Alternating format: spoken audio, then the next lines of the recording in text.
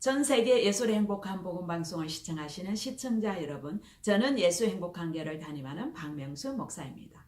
시청자 여러분과 함께 마태복음 12장 38절에서 39절 말씀으로 예수님이 하나님이신 절대적인 증거는 라는 은혜를 나누려 합니다.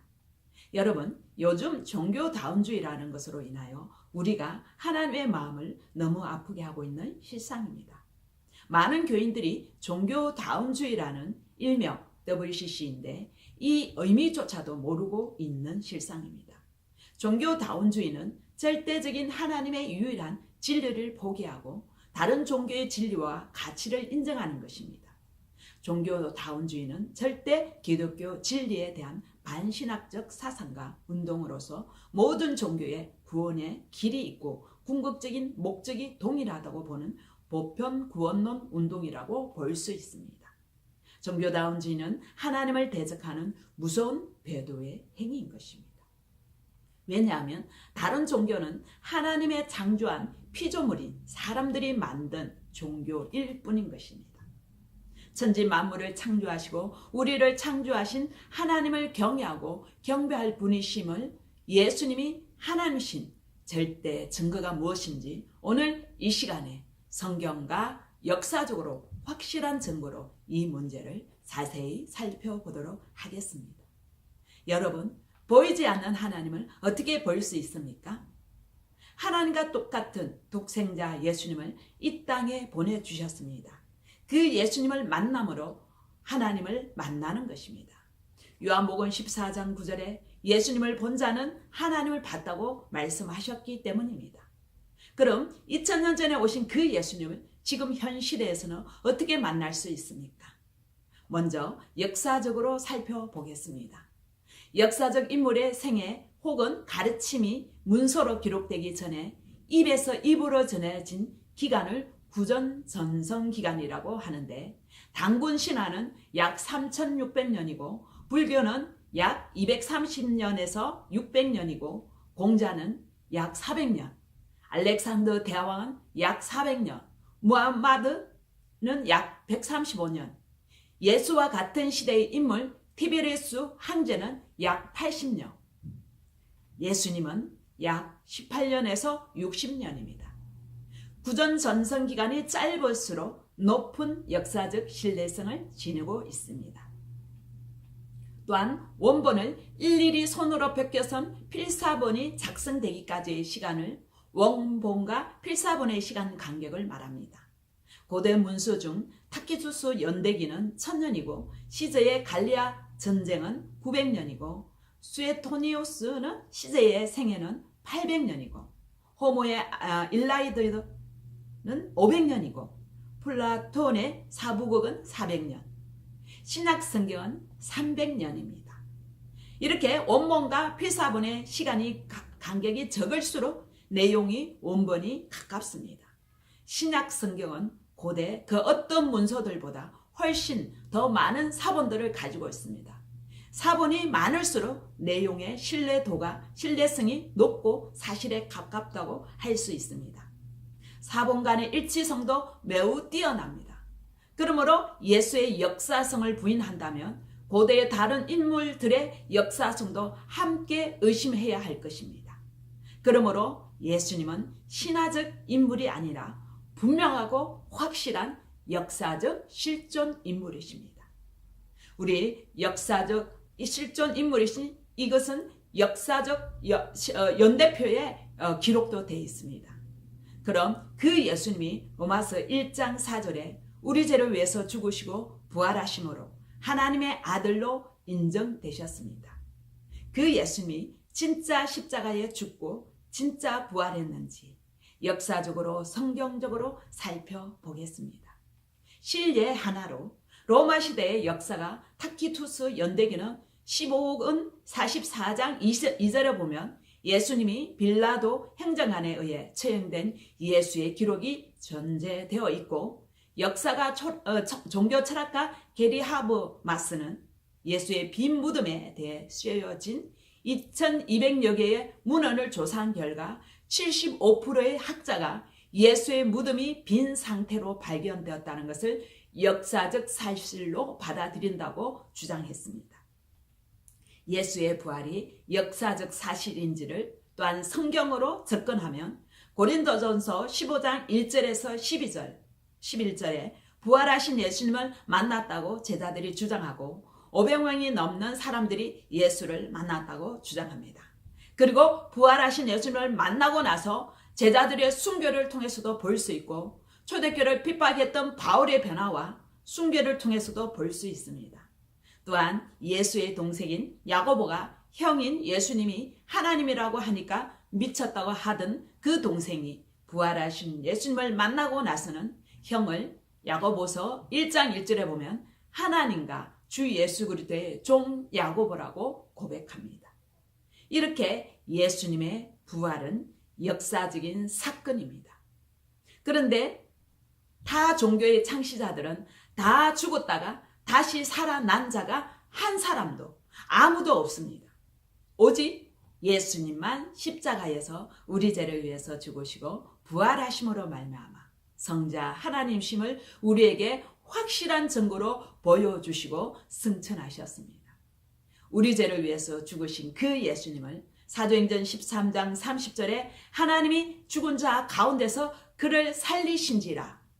아멘. 이렇게 하나님이 살아계심을 여기서도 볼 수 있습니다. 그럼 예수님이 과연 하나님이신가?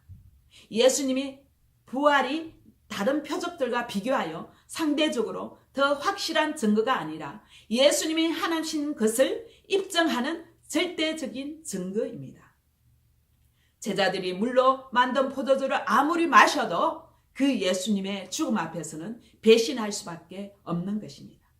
베드로가 아무리 신기하게 바다 위를 걸었어도 그 예수님이 죽어버리시면 저주까지 하며 도망갈 수밖에 없는 것입니다.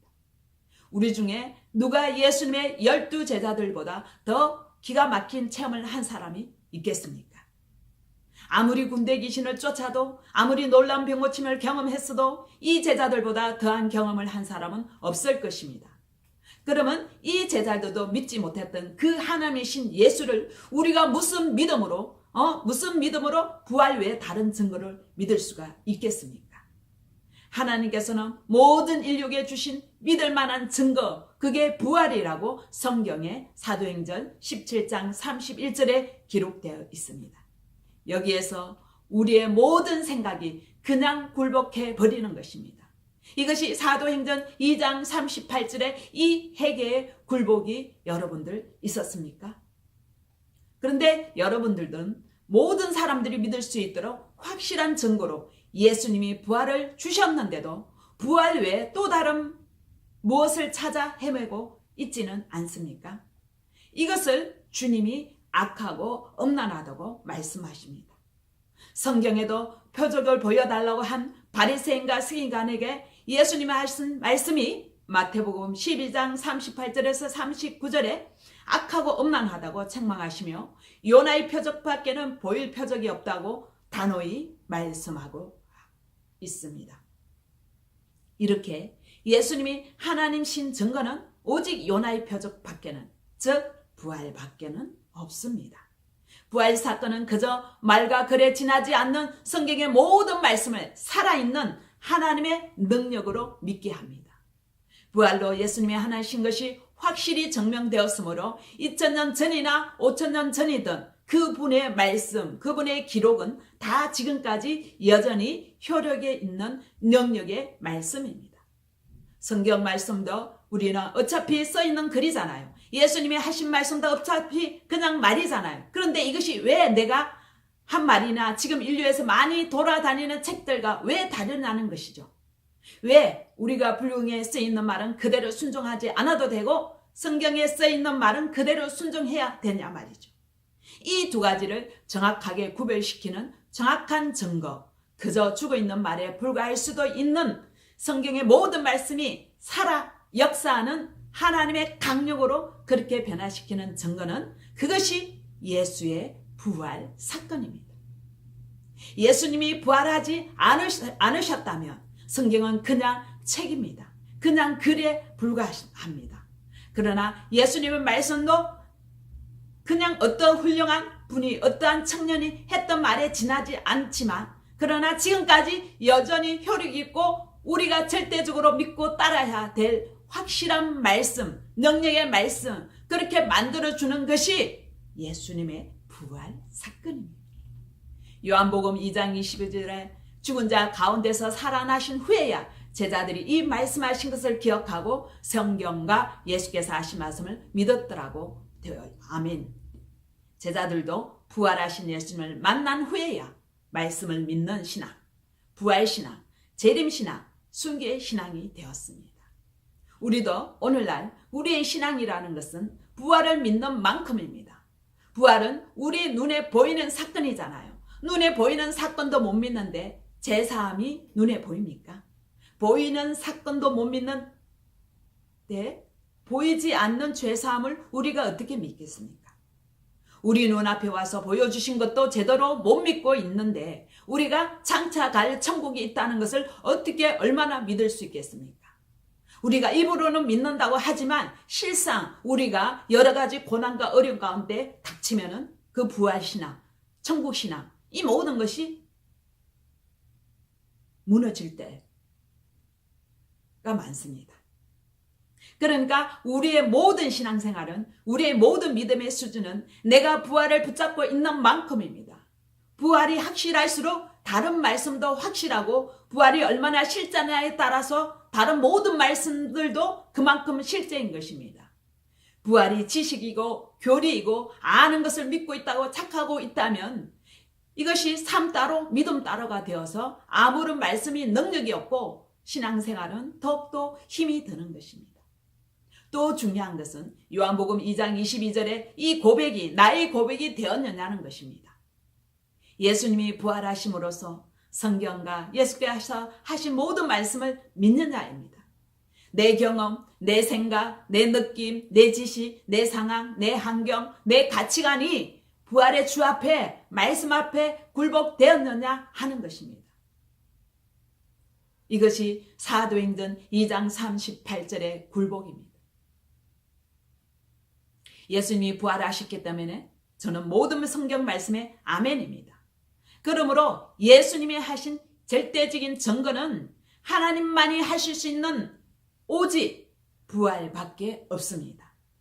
이 부활의 절대적인 증거는 주는 그리스도시여 살아계신 하나님의 아들이십니다. 이 부활의 반석 위에 신앙의 집을 지으시기를 부활하신 예수 그리스도 이름으로 축복합니다. 감사합니다.